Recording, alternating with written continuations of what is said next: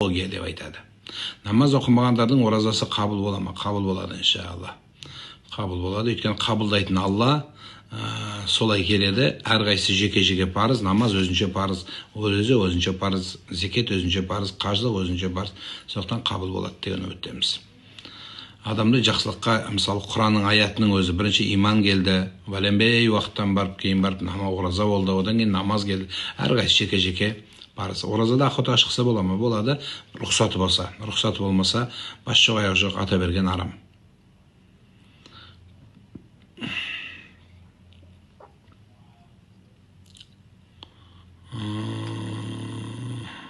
Оразада неке кесе ма? Кеседі. Қадір түні қашан? Алла біледі. Қадір түні точно мына күн деп ешкім айтамайды. Кеш өтіп кетуі де мүмкін. Бірақ соңғы 10 күндіктің ішінде.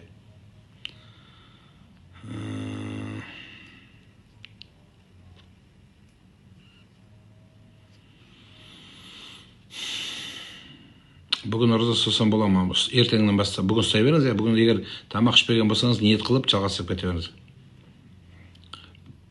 Ете кіріп қалса қарыз бола ма? Қарыз болады. Қарыз болады. Ол уақытта ораза ұсталынбайды. Тазалық үшін тіс жуған бола ма? Болады. Ораза бойы тісің жумай жүрсің бе? Жуа бер. Өйткені тазалық бұл міндетті. Ұстаз үнемі сіздің ағзаны көріп барамын. Алла разы болсын. Аман болыңыз. Баршамыз аман болайық. Қасты жылуға бола ма? Жоқ, болмайды. Пайғамбарымыз саллаллаху алейхи қайтарған. Ораза ұстап жүргенде дәрі жесе, ораза ашылады. Тиктоктан ақша түсе ме? Түседі.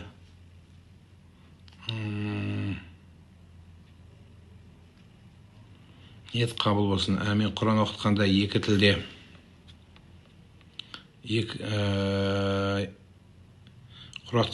тілде оқыған болам, орысша, қазақша дейді. Құран оқығанда негізі арабша оқымай ма Құранда? Қалай енді екі тілде қойды? Укол салса ауыз ашыла ма? Жоқ, ашылмайды.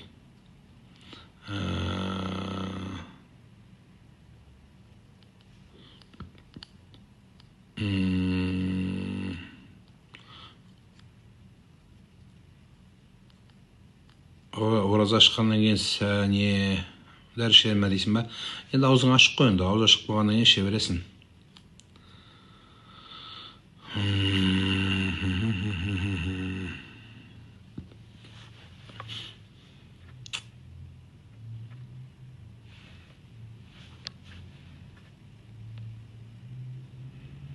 Қадір түні қашан дейді, Алла біледі. Ораза қан тапсырса донорлыққа бұзыла ма? Бұзылмайды. Анам намаз оқуға, туыстарға пітерді беруге бола ма? Болады.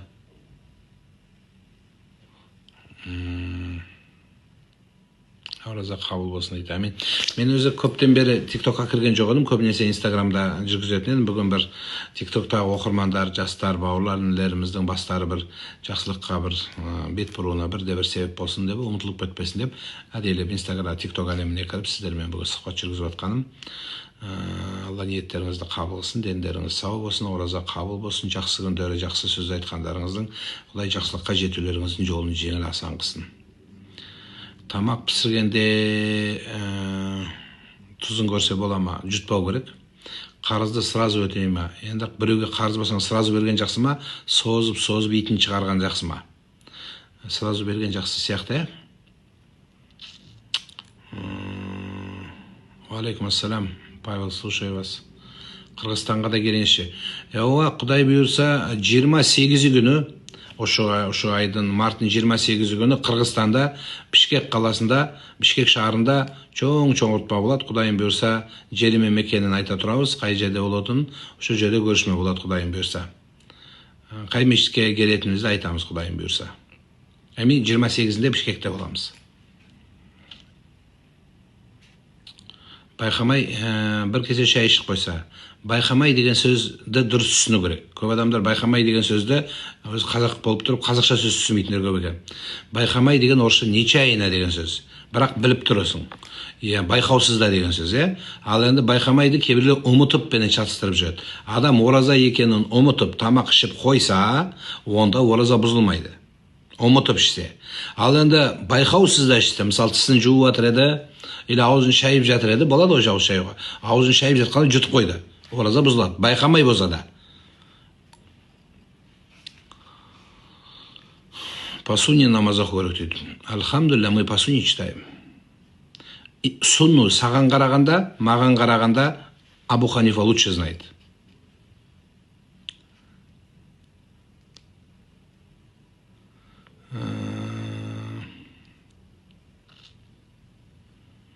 Оразада дәрет міндетті ме? Жоқ, міндетті емес.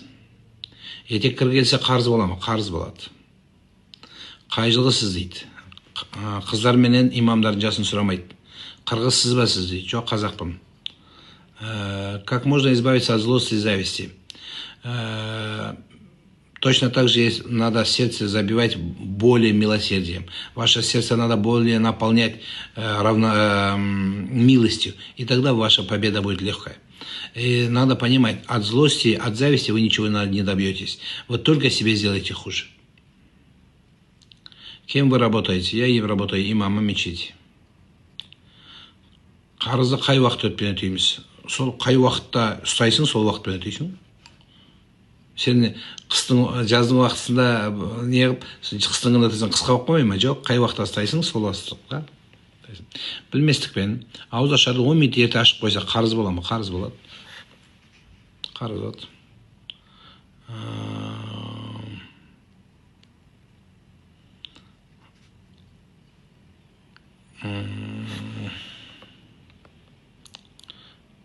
Оразада басың жусаң бола ма дейді. Ой, басың жуда, не только басың, денеңді де жу.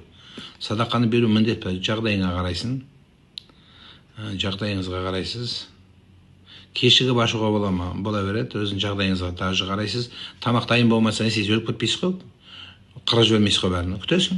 Жолда келесің, үйге жеткеннен кейін ашасың. Автобуста, пойызда жаңағы жете алмай тұрған кезде лифтіде ауыз ашылмайды айналайын. Үйіңе барып асықпай ашасың. Көрінген жерде тамақ ішу дұрыс емес. Мүмкіншілігің болса. Кеше жаңылмасам футболда жаңағы бір мұсылман жігіттер, футболистердің ауыз ашатын уақыты болып, сол кезде 20 минутқа футболды тоқтатып, ауыз ашқанын көріп қалдық, өте жақсы. Футбол жүгіруге бола ма дейді, күшті болады. Бір күн қарыз болса, 6 күн ұстау керек па? Жоқ, ондай нәрсе жоқ. Қарызды өтегенде сол қарыз болған числоның уақытымен өтейме? Жоқ деймін. Ұстаған уақытын өтейсің. Қазір ұстасаң, мысалы айтайын, Рамазан біткеннен кейін ұстасаң, баяғыда уақыт өтемейсің. Сол қайшан ұстап отырсың, сол уақытын өтейсің.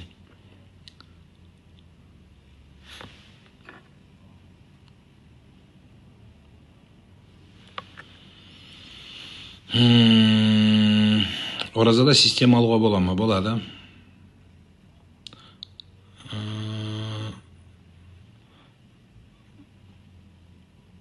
Айт күні ас беруге бола ма? Болады. Көзге контакты линзем кейсем ораза бұзыла ма? Бұзылмайды. Ауыз ашқаннан кейін ашқанша моншаға түсуге бола ма? Қажет болса болады. Қажеттік болса. Жуыну керек. Жуыну керек болса болады. 10 күн ораза ұстадым. Денсаулығыма байланысты ауызды ашып қойдым. Ары қарай қарыз болам ба? Сол 10 күн ұстамадыңыз ба? Соны ұстайсыз. Айт күні ораза ұстауға бола ма? Күнә болады. Аға, шаршап кеттім өмірден. Қасыңыздағы адамдарды реттеңіз. Өмірдің мәнін түсінесіз. Оразаны ашып жіберсең 60 күн ұстайсың ба? Себепсіз ашсаң 60 күн ұстайсыз. 60 емес, 61 күн ұстайсың. Bir күн қаза болады, 60 күн штраф болады.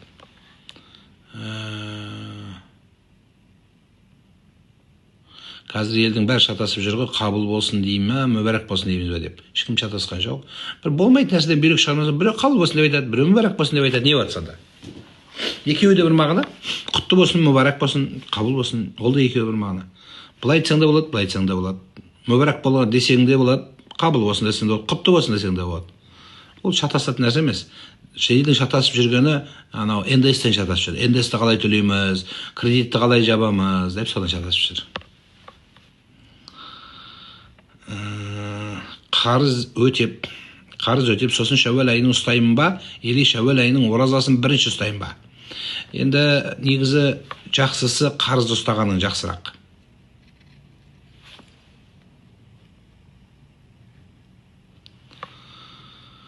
Бір сұрақ қойсам дейді, екеуін қоя бер.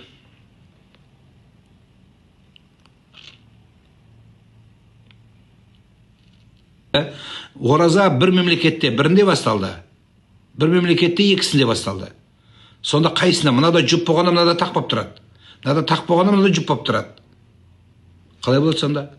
Біреулер айды көріп бастайды, біреу календармен ұстайды. Сонда қалай болады? Көрдіңіз ба? Сол үшін барлық күнін қадір түні деп түсініңіздер. Ораза қабыл болсын дейді. Әмин. Түсінде марқұм әкеңді көрсең жақсы ма? Құран оқып дұға қылу керек. Сенен дәметіп жатыр деген сөз. Штраф дегенде түсіндіріп беріңізші. Штраф деген кафарат. Әдейілеп бұзғаны үшін жасалатын дүние. Бұл парыз болады. Ораза парыз 3 түрлі болады. Рамазан айы, Рамазан айының өтемі, яғни қазасы, және оның штрафы, сіз айтқан кафарат. 3 түрлі парыз ораза бар. Ораза ұстаған жандар қабыл болсын дейді. Әмин. Аға, түсінде тұрмысқа шыққан бола берем, бағың ашылсын. Укол алып жүрмін. Алла шипа берсін, алыңыз, ораза бұзылмайды. Фидияны түсіндіріп кетесіз бе? Фидия деген, осы жақсы нәрсе. Фидия деген ораза ұстай алмайтын адамдар, бір жылдың ішінде жазылмайтын болса ауруы, мысалы сахарлы диабет, грипп жазылады, оған болмайды. Мысалы, ораза кезінде грипп болдың, ұстай алмадың. Сен фидия бермейсің, яғни төлемейсің, өтем деген сөз. Оразаны ақшамен өтемейсің. Неге? Өйткені сен әлі жазыласың, үміт бар. Бұл үміті жоқ, кәртейген адамдар, солардың, осында общем ораза ұстай алмайтын адамның, жағдайы келмейтін адамдардың қаражаты болса, жағдайы келсе, онда әрбір күніне фидиятун тағаму мискин, әрбір күнге бір адам тойдырсын деген Құдайдың бұйрығы бар. Бұл аят Бақара сүресіндегі. Сонда әрбір адамға тойдыратын не бересің? Ас бересің. Сонда бұйырса 30 күнге 29 күнге 29 адам, или бір адамды 29 рет. 31 марттан шавал ұстай берсем бола ма? Болады. Түсінде жаңа келекесің, жаңалық болады. Кафарат, мен анализге қан тапсырған деймін. Қаза бола ма дейді. Жоқ, қаза болмайды. Мұрнынан қан ақса, бұзылмайды. Жұтпасаң болды. Больницаға барып анализ беремін. Болды. Бұзылмайды. Кафарат жайлы толығырақ түсініп берсеңіз өтініш. Түсіндірдім ғой. Кафаратты айттым ғой жаңағыда. Кейін қосылдың ау дейме жан. Егер жара ашылып кетсе, ораза бұзыла ма дейді. Жоқ. Жараң ашылып кетсе, дәрет бұзылады. Қан ағады. Қан атылады, рың ағады, қан болады, вытш болады, ужас болады. Бірақ ораза бұзылмайды. Бүйтіп біраз сен кесіп аттында қолымды кесіп алдың, қолымды кесіп алдым дедің, ораза бұзылмайды. Но егер сол қаныңды бүйтіп сорсаң, ораза бұзылады. Сондайлар бар ғой деп қан соратын, вампирлер сияқты, ол бұзылады. Гриппен ауырсам, ораза бұзыла ма дейді, бұзылмайды. Түсімде Меккеге өрін, иншалла барасың. Қарыз болса шәуәл ұстаса бола ма? Енді қарыз ұстаса сауаптырақ деп айтамыз. Дұрыс сұрағы сол. Хиджама жаса ораза бұзыла ма? Бұзылмайды. Тамақ пісіргенде дәмін көрсе бола ма? Борат жұтпау керек. Болат жұтпау керек. Укол оразан бұза ба? Бұзбайды. Сіз қай уақытта стримге шығасыз дейді. Мен стримге таңғы сағат 4:30-да шығамын күнде. Оразаның бірінші күннен бастадық. Міне қанша күн инстаграмда шығамырақ. Нұрлан имам кезетке кіресіздер, сол жерде таңға күнде эфир болып жатыр. Сәресіге ұйықтап қалсаң, ұйықтай бересің, кешке дейін аш болып жүресің. Тамақ ішуге болмайды, бірақ ниетің қабыл болады, ораза кете береді. Түсімде Құран оқимын, өңде оқуды Алла нәсіп етсін. Таңертең ұйықтап қалыппын, іштен етпейді, ораза жалғастыра бересіз. Тамақ ішпеңіз. Гриппен ауырсам оразаны ашуға бола ма? Болады. Суды ұмытып ішіп қойсаң ораза бұзылмайды, байқамай ішіп қойсаң ораза бұзылады. Сәресіне ұйықтап қалсаң жалғастыра бересіз. Қарыз кредит болса, кіші қарыздыққа барса бола ма? Болады. Бірақ қарызды беріп барған жақсырақ деп айтамыз. Ораза едім, су ішіп қойдым. Су ішіп қойсаңыз, ұмытып ішіп қойсаңыз бұзылмайды. Түсінде аяғың ауыр болса, қыз бала болса отдельно жолынады, күйеудегі болса отдельно жолынады, әрқайсысын точно білу керек.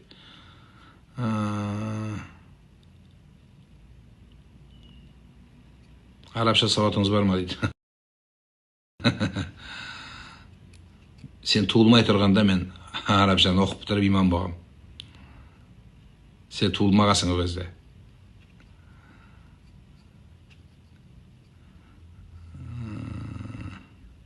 29 күн ораза ма дейді. Иә, 29 күн ораза ұстайсыздар, кешке ашасыздар, болды, сөмен бітті. Кейбіреулер айт күні сәресі ішеді, айт күні сәресі ішілмейді. Ол туралы айтқанбыз. Қанша жастан ораза ұстау керек дейді. Есім білгеннен ұстай беру керек. Шәуәл кезінде қарыз ұстауға бола ма? Болады. Етеккір кезінде ораза ұстамайсыз. Алла тіл көзден сақтасын дейді. Әмин, баршамызда. Сау болшы, родной дейді. Әумин. Баршамыз сау болайық. Шәуәл айында қай кестен ұстайсыз? Қай уақытта ұстайсыз? Сол кестемен ұстайсыз. Таң намазда дейді ішіп біте аласыз, ұстаған кезде. Мысалы, 5 апрельде ұстасаңыз, 5 апрельде кестені қарайсыз. Таң намаз нешеде? Сол уақытта ішіп бітесіз. Кешкі ақшамда аузыңызды ашасыз. Мүлдем түс көрмеймін, нормама дейді. Супер. Сәрес өткенен так. Неге сақал өсірмейсіз дейді. Енді солай болып тұр енді.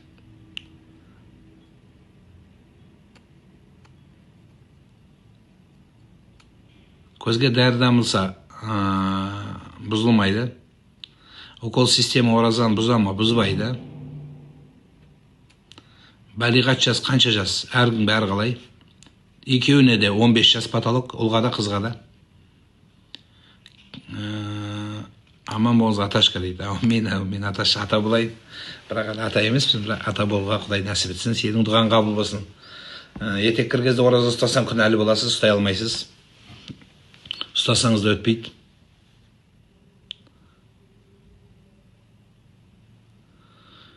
Зекет жайлы айтыңызшы дейді. Зекет тазалау деген сөз. Дүниені, ол туралы аккаунттар. Етеккір келгенде ұстамай қарыз болып есептеліне ме дейді. Қарыз болады. Кейін айттан кейін ұстайсыздар. Бұрын қанасы ораза бұзыла ма? Бұзылмайды.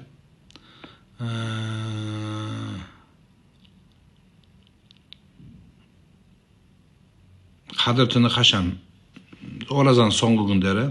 26-сы деп үмітіміз бар, бірақ Алла біледі. Точно сол күн бол, күн емес пе?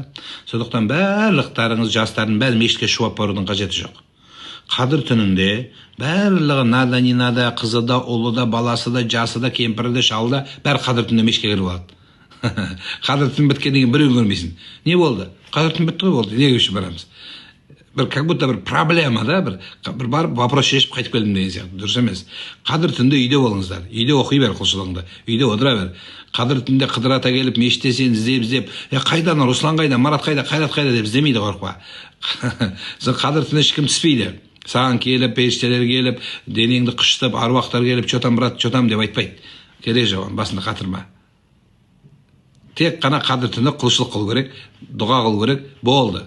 Біздікілер отырып алып, мешітке кіріп, селфи жасап, бүйтіп селфи жасап, мешіттің ішінде 3-4 көйлек киіп келіп көріп, былай көріп, мен мешіттемін деп пост салып, сонымен мәз болсын, ұйықтайды, сол мешіттің тамағын ішеді, үйіне келіп ұйықтайды, болды. Не сабаққа бармайды ертесі күні, не жұмысқа барып өйтіп, қадір түнде есіне отырады. Дұрыс па не сол? Ол дұрыс емес, ол қадір түні олай емес. Қадір түн бізде гала-концерттік шоу қылып жібереміз. Қадір түн деген шоу емес, қадір түн деген құлшылық. Сол мәселе. Қойыңыздар ондай дүниені. Барлығы мешітке кіріп алады, шақыр-шұқыр, телефонын шұқылап, бәрі селфиге түсіп. Бұл мазақ нәрсе. Бұл мазақ нәрсе, керек емес ол. 13 жастан 14 жастан мешіт ораза ұстаса бола ма? Мен 14 жасымда имам болғам. Видеоларым бар интернетте, не жерде бар, қойым көрсеңіз болады. 14 жасымда уже басыма сәлде киіп алып, имам болып отырғам. Уағыз айтып.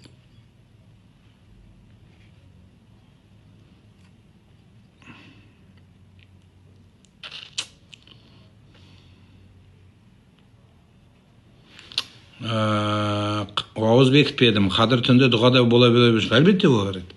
Қадір түнде ауруда дұға қыла береді. Күйеуге шыққанда, күйеуден ажырасқанда, байы барда, байы жоғыда, бала емізетінде, бала емізбейтінде, аяғы ауыруда, мешітке барғанда, мешітке бармағанда дұға қыла беріңіз.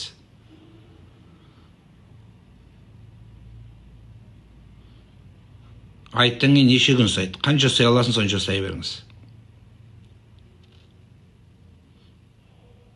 Сағыз шайнаса бола ма ораза кезінде? Ораза бұзылып кетеді. Дәм бар ғой. Дауысты көтеріп ұрса, Оразаның сауабы. Қанша көтересің дауысыңды, дауыстың оразаның сауабы сонша кемей береді. Қадір түні не ол? Құдірет түні. Қадір тағдыр түні.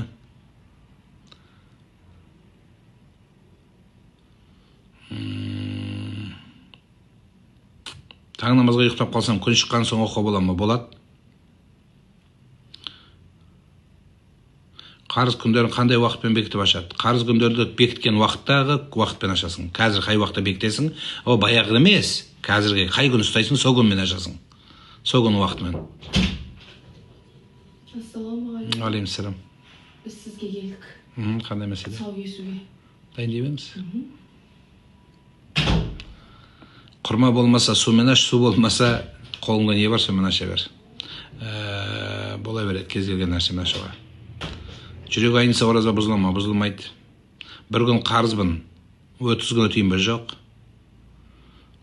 Қадір түні қашан? Точно ешкім білмейді.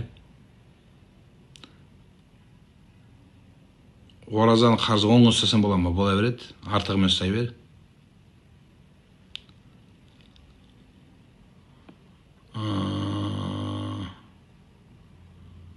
Мысалар ораза айын 10 күн ұстауға бола ма дейді. Рамазанда ма? Рамазанда 10 күн ұстай алмайсың. 10 күн ұстайсың, сосын арғарын тағы 20 күн ұстайсың.